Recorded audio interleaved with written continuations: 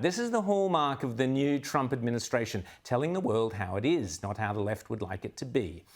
Here he is explaining to a rather dim left-wing reporter, but I repeat myself, precisely why Western nations don't want illegal immigrants pouring into their country.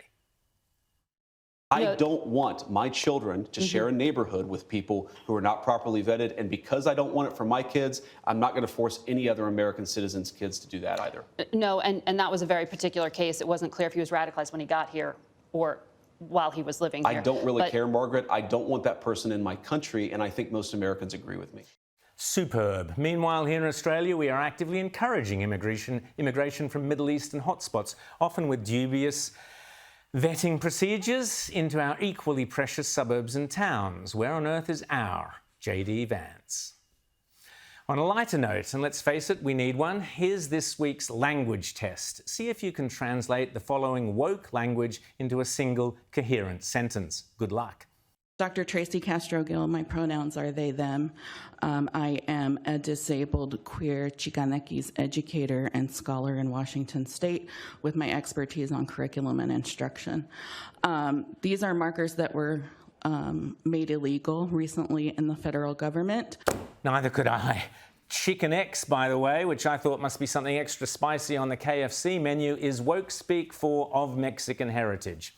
Of course it is. Meanwhile, if you want to ask how to spot a Trump voter, just ask this fella, or Sheila, or whatever.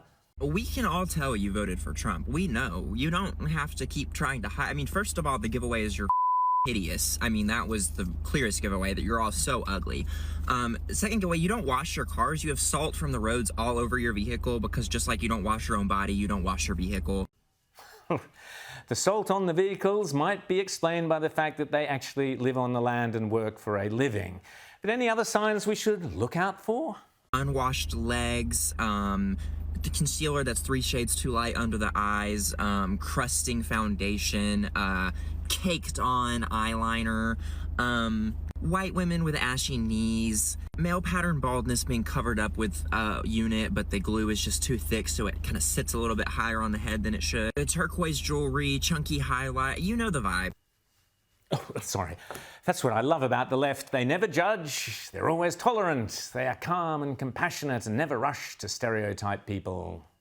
I don't know about any of you, but I want off this ride. I want off this ride. And anybody who doesn't see what the going on is they're sympathizers of Nazis, just like Elon's parents were. They moved to Germany because they were Nazi sympathizers, and they're trying to say he didn't do a Nazi salute twice. You moved to Germany and you're a Nazi. Just remember that. Still, you've got to feel sorry for anyone who has been taught by their school or their university or their woke parents or their politicians that there are more than 2 genders they can choose from, such as this unfortunate bloke. I can't get a passport right now. And little fun fact for you, in case you didn't know either. For people with gender markers that do not match their appearance, or the gender marker X that are trying to go through United States borders right now, they're being stopped and they're being detained. Yes, indeed. And speaking of having a passport, or more importantly, not having a passport, here's Selena Gomez apologising to all those Latin gang members and criminals being deported from the States for not being able to do anything about it. I just wanted to say that I'm so sorry. All my people are getting attacked. The children. I don't understand.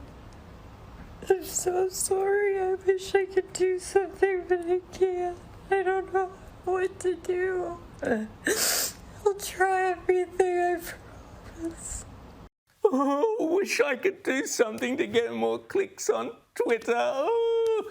Give that girl an Oscar, I say. Even here in Australia, we can do crazy, wacky world better than most. Give a hand here to this young gentleman who decided to celebrate Australia Day by driving a 4-wheel drive into the shallows of Melbourne's Elwood Beach. Just a quick chat about how you managed to do this. So, Yeah, I was just trying to save someone.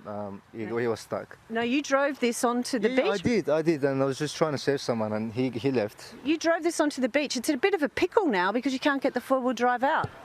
I'll get it out. We made a bet.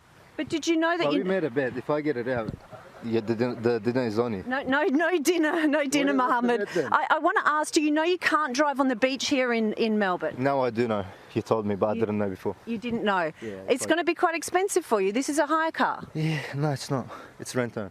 Not a hire car, just rented. It is indeed a mad, mad world.